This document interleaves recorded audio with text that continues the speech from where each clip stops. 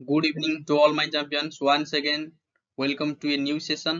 A session T famous statue of India and world उपरे आधारित जोटे कि निश्चित भाव में गोटे क्वेश्चन आसे आपण मानक परीक्षा रे तेणु आज स्टैच्यू ऑफ इंडिया वर्ल्ड विषय पढ़ी नबा। देखंतु प्रथम पचारि जे Statue of Unity is located in which state, को राज्य रे स्टैच्यू ऑफ यूनिटी रहिछि। आर सठिक उत्तर ठी होबो एटा गुजरात रे रहिछि। आ छडा आउ कोन प्रश्न पचारिबो देखो, यदि पचारे स्टैच्यू ऑफ यूनिटी को नदी कूल रही आपण कहे यहाँ नर्मदा नदी कूल रही है। नर्मदा रिवर जो रहा तार बैंक रे रही bank of Narmada river.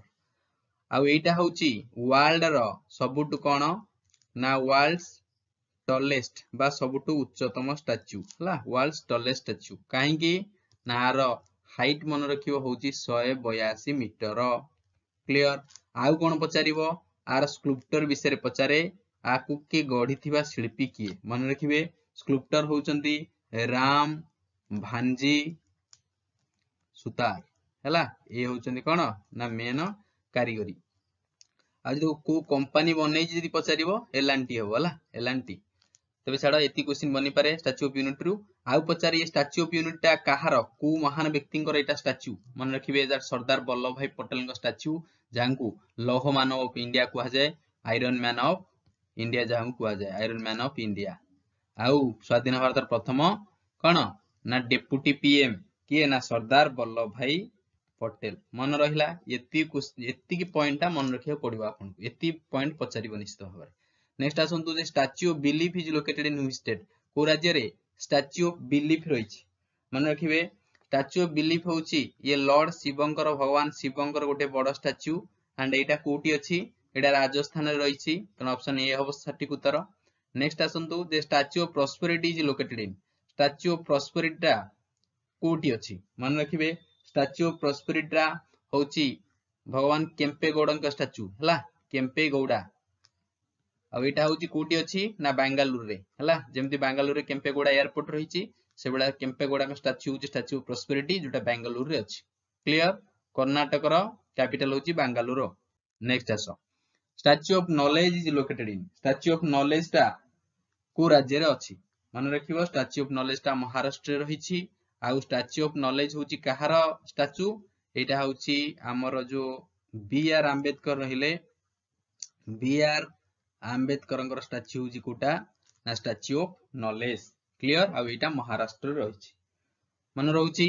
Next आसन दे Statue of Equality, Statue of Unity थिला पढिले, Statue of Equality, Statue of Equality को राज्य रे अछि मन रखिबे। स्टैच्यू ऑफ इक्वालिटी कोठी अछि ना एटा हैदराबाद रे रहिछि। आउ स्टैच्यू ऑफ इक्वालिटी होची कहार स्टैच्यू ना ये होची रामानुजन का स्टैच्यू हैला। रामानुजन का स्टैच्यू होची स्टैच्यू ऑफ इक्वालिटी हैदराबाद रे रहिछि। क्लियर। नेक्स्ट आसंतु देइछि Statue of Peace is located in which state, Statue of Peace टा को राज्य रे अछि। ऑप्शन कोन देइछि ना कोलकाता अछि, आ कोन अछि राजस्थान अछि, मध्य प्रदेश अछि। मन रखिबे स्टैच्यू ऑफ पीस टा हमर राजस्थान रे रहिछि तेणु ऑप्शन बी हबो सठिक उत्तर। अच्छे स्टैच्यू ऑफ पीस टा कहार स्टैच्यू एटा भी आसे एग्जाम रे मन रखिबो। ये हमर जैन आचार्य जणे हला कि जैनिज्म रो जैन आचार्य ताका ना होउछि कोन मन रखिबो, ताका ना होउछि श्री विजय वल्लभ सुरीश्वर जी हला। विजय वल्लभ सुरीश्वर जी का स्टैच्यू होउछि स्टैच्यू ऑफ पीस जोटा कि राजस्थान रे अछि। Clear. Next the statue of अहिंसा इज लोकेटेड, स्टैच्यू ऑफ अहिंसा एटा कोठी रहिछि मन रखिबो। स्टैच्यू ऑफ अहिंसा एटा महाराष्ट्र रे रहिछि। आ स्टैच्यू ऑफ अहिंसा टा कहार स्टैच्यू जो जैनिज्म रो जे फाउंडर जहां को मना जाए हैला कि जैनिज्म रो फाउंडर होउचंदी किए ना ऋषभनाथ, ऋषभनाथ जहां को आदिनाथ मध्य कहा जाए हैला। तांकोरी स्टैच्यू होची स्टैच्यू ऑफ अहिंसा महाराष्ट्र रहिछि। क्लियर। नेक्स्ट आसो statue of liberty is located in, Etah exam रे पढिथिला बहुत थरा आसिलानी। स्टैच्यू ऑफ लिबर्टी टा कोड रहिछि ना एटा न्यूयॉर्क रे अछि, ऑप्शन ए हबो सठिक उत्तर। अच्छा ये स्टैच्यू ऑफ लिबर्टी टा कहार स्टैच्यू कहलो, ये स्टैच्यू ऑफ लिबर्टी होची रोमान गॉडेस हला कि रोमान जने देवी ताको ना होची कोन ना लिबर्टास हला। रोमान गॉडेस लिबर्टास तांकोरी स्टैच्यू होची स्टैच्यू ऑफ लिबर्टी जोटा कि न्यूयॉर्क रे रहिछि। क्लियर। आकु जने फ्रांस आर्किटेक्चर गढिथिले। नेक्स्ट आसंतु the great Buddha statue is located in, great Buddha statue टा एमान मध्यरु को राज्य रे अछि मन रखिबे। ग्रेट बुद्ध स्टाच्यू बिहार रे रहिछि तेणु ऑप्शन बी हबो सठिक उत्तर। नेक्स्ट तिरुभाल्लुर स्टाच्यू टा कोठी अछि मन रखिबे तिरुभाल्लुर स्टाच्यू टा तमिलनाडु रहिछि ऑप्शन ए हबो सठिक उत्तर। ये सब इंपोर्टेंट देखो the mother of all Asia statue is located in the mother of all Asia statue टा कोठी रहिछि ना एटा फिलीपींस रहिछि हला फिलीपींस रे।